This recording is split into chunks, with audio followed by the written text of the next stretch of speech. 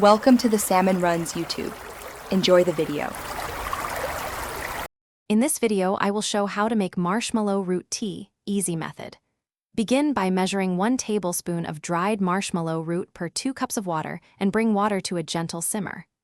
Add the root, cover the pot, and steep for 10 to 15 minutes to extract mucilage and flavor. Strain into a cup, sweeten if desired, and enjoy warm for soothing comfort and hydration after a long day. Gather your ingredients and tools: dried marshmallow root, a small pot, a strainer, and a cup. Measure 1 tablespoon of root for 2 cups of water to keep the tea mild and soothing.